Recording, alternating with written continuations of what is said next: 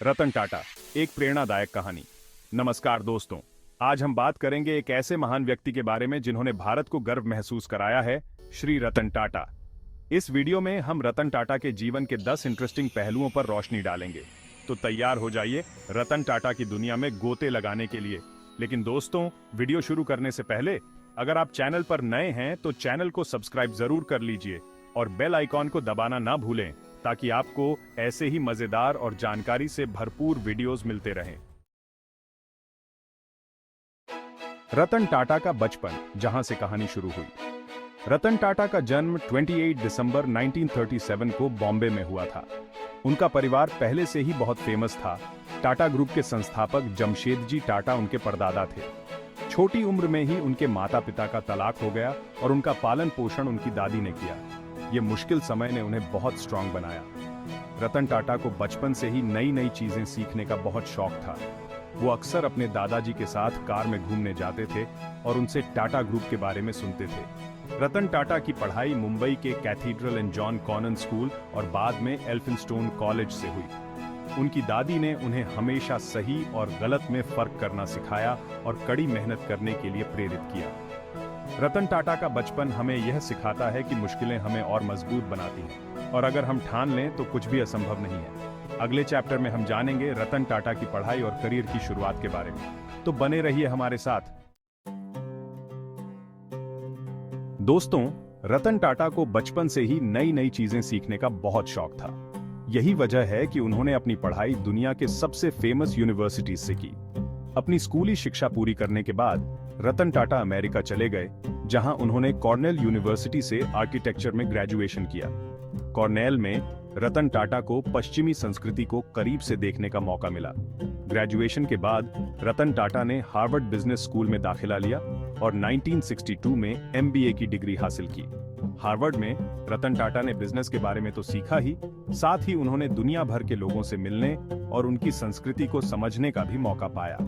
MBA करने के बाद रतन टाटा के पास बहुत सारे जॉब ऑफर्स थे। वो चाहते तो अमेरिका में ही रहकर अपने करियर की शुरुआत कर सकते थे, लेकिन दोस्तों, रतन टाटा अपने देश से बहुत प्यार करते थे। उन्होंने अपने देश के लिए कुछ करने का सोचा और भारत वापस आ गए। रतन टाटा ने अपने करियर की शुरुआत 1962 में टाटा स्टील से की। उन्होंने शुरुआत में एक साधारण कर्मचारी के रूप में काम किया और धीरे धीरे अपनी मेहनत से ऊपर बढ़ते गए। रतन टाटा का शैक्षणिक सफर हमें यह सिखाता है कि हमें हमेशा नया सीखने के लिए तैयार रहना चाहिए। अगले चैप्टर में हम जानेंगे कैसे रतन टाटा ने टाटा ग्रुप को नई ऊंचाइयों पर पहुंचाया। दोस्तों, 1962 में जब रतन टाटा टाटा ग्रुप में शामिल हुए, तब टाटा ग्रुप भारत के बड़े बिजनेस हाउसेज में से एक था, लेकिन वो दुनिया भर में अपनी पहचान बनाने के लिए संघर्ष कर रहा था। रतन टाटा ने अपनी दूरदर्शिता और लीडरशिप से टाटा ग्रुप को न सिर्फ अंतर्राष्ट्रीय स्तर पर पहचान दिलाई, बल्कि उसे दुनिया के सबसे बड़े और सम्मानित बिजनेस ग्रुप्स में से एक बना दिया। रतन टाटा ने टाटा ग्रुप की कमान 1991 में उस समय संभाली, जब भारत का इकोनॉमी ठीक नहीं चल रहा था। उस समय भारत में उदारीकरण, निजीकरण और वैश्वीकरण की नीतियां लागू की जा रही थी, जिसके कारण देश के बाजार विदेशी कंपनियों के लिए खुल रहे थे। रतन टाटा ने इस बदलाव को एक अपॉर्चुनिटी के रूप में देखा और टाटा ग्रुप को इस कंपटीशन के लिए तैयार किया। उन्होंने टाटा ग्रुप की कंपनीज को इंटरनेशनल स्टैंडर्ड्स के हिसाब से ढाला और उन्हें दुनिया भर में बिजनेस करने के लिए तैयार किया। रतन टाटा ने टाटा ग्रुप के विस्तार पर भी बहुत ध्यान दिया। उन्होंने कई नई कंपनीज शुरू की और कई विदेशी कंपनीज को खरीदा। उनके नेतृत्व में टाटा ग्रुप ने automobiles, information technology, hotels, steel, T और कई अन्य क्षेत्रों में अपनी मजबूत पकड़ बनाई। रतन टाटा ने टाटा ग्रुप के सोशल रिस्पॉन्सिबिलिटी पर भी बहुत जोर दिया। उन्होंने कई सामाजिक कार्यक्रमों की शुरुआत की, जिसका उद्देश्य गरीबी दूर करना, शिक्षा को बढ़ावा देना, हेल्थ सर्विसेज में सुधार और एनवायरनमेंट की रक्षा करना था। रतन टाटा के नेतृत्व में टाटा ग्रुप ने न सिर्फ बिजनेस में सफलता हासिल की, बल्कि उसने लाखों लोगों की जिंदगी को भी बेहतर बनाया। रतन टाटा का मानना है कि किसी भी बिजनेस का उद्देश्य सिर्फ पैसा कमाना नहीं होना चाहिए, बल्कि उसे समाज की मदद भी करनी चाहिए। अगले चैप्टर में हम रतन टाटा की लीडरशिप और उनके विजन के बारे में विस्तार से जानेंगे। नेतृत्व और दृष्टिकोण, रतन टाटा का नजरिया। रतन टाटा को एक महान नेता और दूरदर्शी व्यक्ति के रूप में जाना जाता है। उनकी नेतृत्व शैली और विजन ने टाटा ग्रुप को प्रेरित किया है। उनकी नेतृत्व शैली को सर्वेंट लीडरशिप कहा जाता है। वो अपने कर्मचारियों को प्रोत्साहित करते हैं कि वो नए आइडियाज के साथ आएं। रतन टाटा का मानना है कि कंपनी की सफलता कर्मचारियों की मेहनत पर निर्भर करती है। उनकी दूरदर्शिता से टाटा ग्रुप ने कई क्षेत्रों में पहचान बनाई। उन्होंने टाटा ग्रुप को ग्लोबल ब्रांड बनाने में कामयाबी पाई। रतन टाटा का मानना है कि बिजनेस को सफल होने के लिए बदलना होगा। उनकी नेतृत्व शैली और विजन हमें सिखाते हैं कि एक अच्छा लीडर अपने लोगों का ख्याल रखता है। दोस्तों, रतन टाटा सिर्फ एक सफल उद्योगपति ही नहीं है, बल्कि एक महान दानवीर भी है।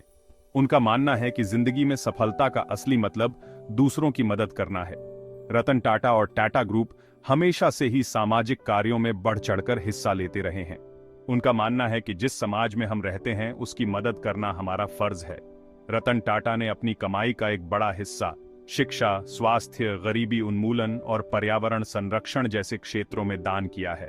उनके द्वारा स्थापित टाटा ट्रस्ट देश के सबसे बड़े धर्मार्थ संस्थानों में से एक है, जो कई तरह के सामाजिक कार्यक्रम चलाता है। टाटा ट्रस्ट गरीब बच्चों को मुफ्त शिक्षा देता है, गांवों में हेल्थ सर्विसेज को बढ़ावा देता है और किसानों को खेती के नए तरीके सिखाता है।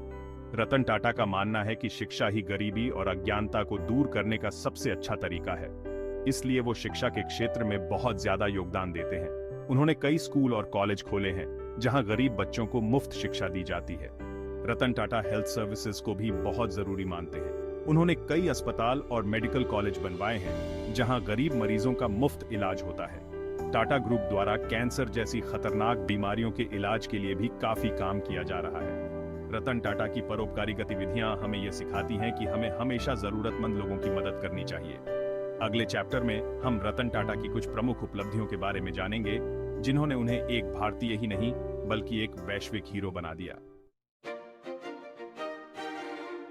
दोस्तों, रतन टाटा का जीवन ही अपने आप में एक उपलब्धि है, लेकिन फिर भी उनकी कुछ उपलब्धियां ऐसी हैं जो उन्हें बाकियों से अलग करती हैं। अपने नेतृत्व में उन्होंने टाटा ग्रुप को एक छोटे से भारतीय बिजनेस ग्रुप से एक ग्लोबल पावर हाउस में बदल दिया। उन्होंने टाटा मोटर्स को भारत की सबसे बड़ी कार निर्माता कंपनी बनाया और नैनो कार जैसी सस्ती कार दुनिया के सामने रखी। उनके नेतृत्व में ही टाटा ग्रुप ने जैगुआर और लैंड रोवर जैसे मशहूर ब्रांड्स को खरीदा, जो किसी भी भारतीय कंपनी के लिए एक बहुत बड़ी बात थी। रतन टाटा को उनके योगदान के लिए कई अवार्ड्स मिले हैं। उन्हें भारत सरकार द्वारा पद्म विभूषण और पद्म भूषण जैसे देश के दूसरे और तीसरे सबसे बड़े सिविलियन अवार्ड से सम्मानित किया गया है।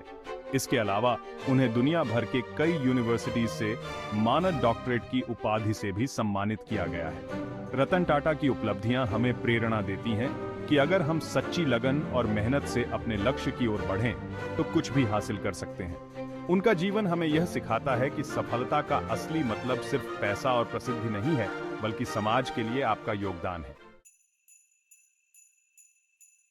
दोस्तों, रतन टाटा की प्रोफेशनल लाइफ जितनी कामयाब रही है, उनकी पर्सनल लाइफ उतनी ही सादगी से भरी हुई है।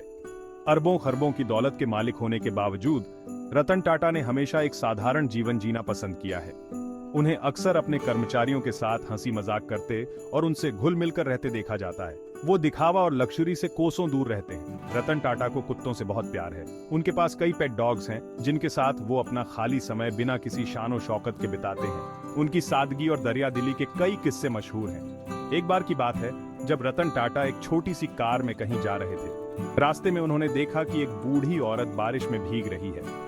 रतन टाटा ने अपनी कार रोकी और उस बूढ़ी औरत को उनके घर छोड़ा। उस बूढ़ी औरत को यह नहीं पता था कि उन्हें लिफ्ट देने वाला शख्स खुद रतन टाटा है। रतन टाटा का व्यक्तिगत जीवन हमें यह सिखाता है कि सच्ची खुशी साधारण जिंदगी जीने में है, दिखावे और लग्जरी में नहीं। दोस्तों, रतन टाटा नवाचार और जोखिम लेने से कभी पीछे नहीं हटे। उनके नेतृत्व में टाटा ग्रुप ने कई ऐसे प्रोडक्ट्स और सर्विसेज लॉन्च किए जिन्होंने भारतीय मार्केट में एक नई क्रांति ला दी। टाटा नैनो कार इसका एक बहुत बड़ा उदाहरण है। रतन टाटा का सपना था कि हर भारतीय परिवार कार खरीद सके, और इस सपने को पूरा करने के लिए उन्होंने टाटा नैनो को लॉन्च किया, जो दुनिया की सबसे सस्ती कार थी। हालांकि टाटा नैनो बिजनेस के हिसाब से उतनी सफल नहीं हो पाई जितनी उम्मीद थी, लेकिन इसने दुनिया को यह दिखा दिया कि टाटा ग्रुप नया करने और रिस्क लेने से नहीं डरता।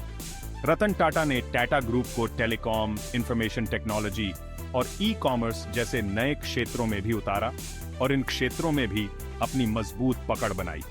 उन्होंने टाटा कंसल्टेंसी सर्विसेज (TCS) को एक छोटी सी कंपनी से बढ़ाकर दुनिया की सबसे बड़ी IT कंपनीज में से एक बना दिया।